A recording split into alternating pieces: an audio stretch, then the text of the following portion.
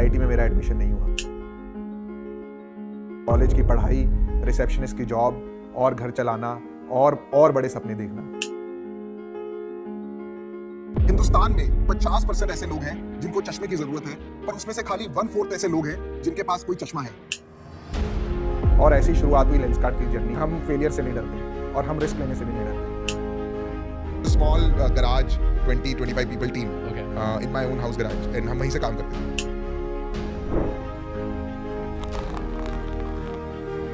मेरा नाम है पीयूष बंसल, मैं हूँ को-फाउंडर CEO Lenskart.com का।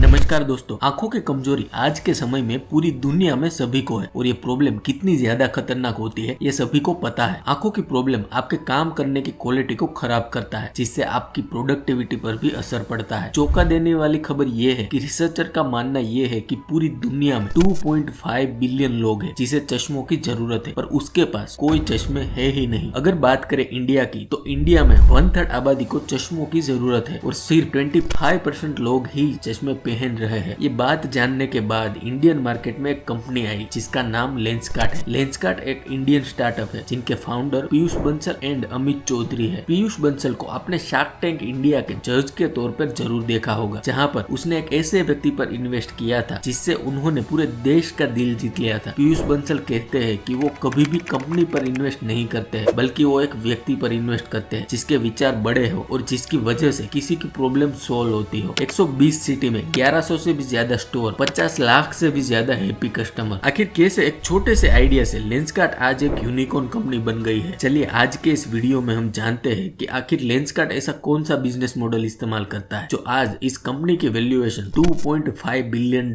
की है। लेंसकार्ट के बिजनेस मॉडल के बारे में जानने से पहले कंपनी के फाउंडर पीयूष बंसल के बारे में थोड़ा सा जान लेते हैं। पीयूष बंसल का जन्म 26 अप्रैल 1985 में एक मिडिल क्लास फैमिली में हुआ था। पीयूष बंसल बचपन से ही पढ़ाई में काफी होशियार थे और उनका सपना IIT में जाने का था, लेकिन उनका IIT में सिलेक्शन नहीं हो पाया और फिर उन्होंने सोच लिया कि उन्हें विदेश जाकर अपनी पढ़ाई करनी चाहिए, लेकिन घर वालों के पास इतने पैसे नहीं थे कि उन्हें बाहर भेज सके। फिर भी जैसे तैसे करके उनके फैमिली वाले मान गए। पीयूष बंसल ने अपने बीटेक की पढ़ाई कनाडा से पूरी करी। अपनी पढ़ाई के साथ साथ वे एक होटल में वेटर की जॉब भी किया करते थे, जिससे उनका खर्चा भी निकल जाए। अपनी पढ़ाई के दौरान उन्हें लगता था कि उन्हें लाइफ में कुछ नया करना है, जिसके बारे में वे सोचते रहते थे। जिस होटल में वे जॉब करते थे वहीं उनके कॉलेज का एक सीनियर कोडिंग करता था, तो पीयूष बंसल ने और अधिक जानने की कोशिश की, तो उनके सीनियर ने उन्हें एक मोटी सी किताब पकड़ा दी। पीयूष बंसल को अपनी पढ़ाई के साथ साथ जब भी टाइम मिलता था तो वो प्रोग्रामिंग के बारे में पढ़ लिया करते थे, जिससे कोडिंग में उनका इंटरेस्ट बढ़ने लगा। फिर उन्होंने सोचा कि वो प्रोग्रामर बनेंगे और माइक्रोसॉफ्ट में ही जॉब करेंगे, लेकिन जब उन्हें पता चला कि माइक्रोसॉफ्ट उनके कॉलेज में प्लेसमेंट के लिए नहीं आती है, तो वो माइक्रोसॉफ्ट के पास चले गए। जब वे पहली बार माइक्रोसॉफ्ट में इंटरव्यू देने गए तो वे रिजेक्ट हो गए, लेकिन उन्होंने फिर से कोशिश की और दूसरी बार में सिलेक्ट हो गए। पीयूष बंसल ने करीब 1 साल तक माइक्रोसॉफ्ट में काम किया। शार्क टैंक इंडिया में वे बताते हैं कि उसे वहाँ एक बार बिल गेट्स से मिलने का मौका भी मिला था और वो दिन उसके लिए बहुत ही प्राउड मोमेंट वाला था। उस 1 साल में उन्होंने जॉब करते हुए कई चीजें सीखी, जैसे एक प्रोडक्ट पर काम कैसे किया जाता है और कैसे एक क्लाइंट की प्रॉब्लम सोल्व की जाती है। अपनी जॉब के दौरान पीयूष ने सोचा कि वो कब तक दूसरों के लिए काम करेंगे, उसे खुद का कुछ करना चाहिए। ये फैसला उन्होंने बहुत ही कम समय में लिया और वे वापस इंडिया लौट आए। इस फैसले से उनका परिवार खुश नहीं था, क्योंकि पीयूष एक बहुत ही अच्छी सैलरी वाली जॉब छोड़कर वापस लौटे थे। उस टाइम पर ई-कॉमर्स भारत में एक नया कॉन्सेप्ट था। पीयूष को इस इंडस्ट्री में कुछ करना था, इसीलिए उन्होंने क्लासिफाइड वेबसाइट searchmycampus.com की शुरुआत की। ये वेबसाइट दरअसल स्टूडेंट के लिए थी। इस वेबसाइट पर स्टूडेंट हॉस्टल, बुक्स, कारपूल और पार्ट टाइम जॉब देख सकते थे। searchmycampus.com वेबसाइट को 3 साल चलाने के बाद पीयूष ने एक साथ 4 वेबसाइट शुरू करी। ये 4 वेबसाइट आईवेयर, ज्वेलरी, घड़ी और बैग्स के लिए थी, लेकिन समय के साथ पीयूष ने अपने फाउंडर्स के साथ आईवेयर को अपनी प्रायोरिटी बना ली और इसी पर फोकस करने लगे। इंडिया में हर दिन 1.5 मिलियन चश्मे बिकते हैं। आजकल लोग चश्मों को एक फैशन का जरिया मानते हैं। 2010 में जब लेंसकार्ट शुरू हुआ था तो उसके बाद से आईवेयर इंडस्ट्री में एक नया मोड़ आया। उस टाइम पर आईवेयर इंडस्ट्री बहुत ही ज्यादा अनऑर्गेनाइज थी, क्योंकि उस समय पर ज्यादातर लोगों को जब चश्मे खरीदने होते थे तो उनके पास सिर्फ एक ही ऑप्शन था, लोकल स्टोर, जिसके पास ना तो कोई फैशन का सेंस था और ना ही कोई इतने अच्छे मशीन जिससे एक्यूरेट ये जान सके कि आखिर आंखों के साथ क्या दिक्कत है। उस समय ई-कॉमर्स के जायंट्स माने जाने वाले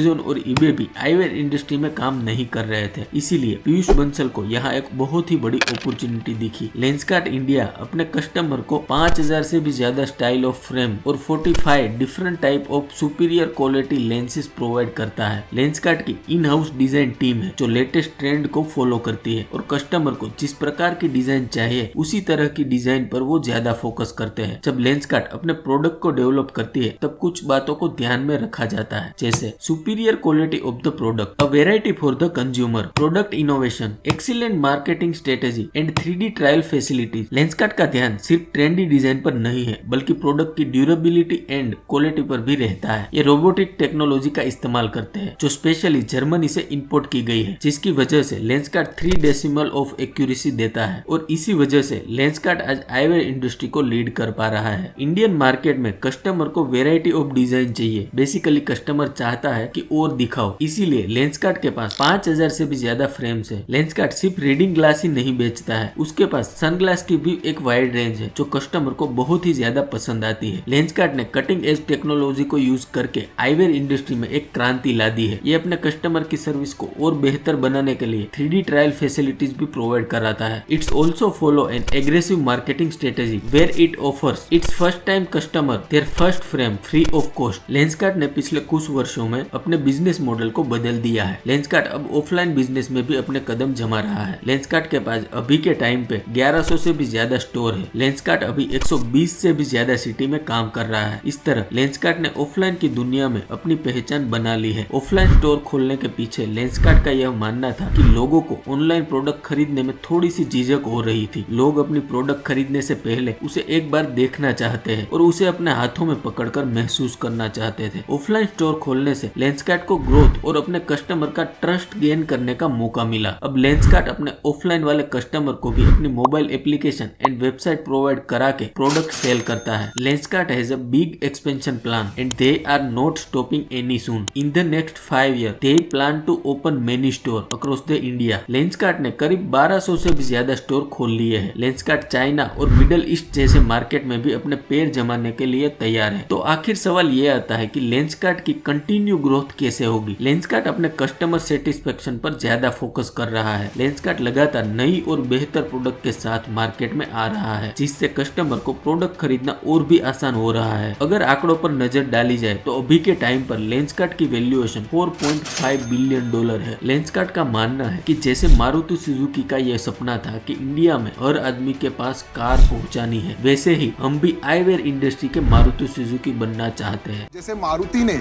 गाड़ियों का सुख एक हिंदुस्तानी को दिया है, हम चाहते हैं लेंसकार्ट के थ्रू हम वो विजन का सुख हर हिंदुस्तानी को दें। ये कुछ पॉइंट्स थे जिसकी वजह से लेंसकार्ट को आज आईवेयर इंडस्ट्री में सफलता हासिल हुई है। मार्केट में सही अपॉर्चुनिटी दिखी और इसका फायदा उठाया। एक बेहतरीन मिशन कि जिसको चश्मों की जरूरत है उसे चश्मे प्रोवाइड किए जाए और एक बेहतरीन टीम वर्क जो लेंसकार्ट को हमेशा एक यूनिक ब्रांड बनने में हेल्प करता है। आपको क्या लगता है लेंसकार्ट की सफलता में सबसे इम्पोर्टेंट फैक्टर क्या रहा है? आप हमें कमेंट करके जरूर बताएं और ऐसी ही वीडियो देखना चाहते हो तो इस चैनल को सब्सक्राइब करना ना भूलें।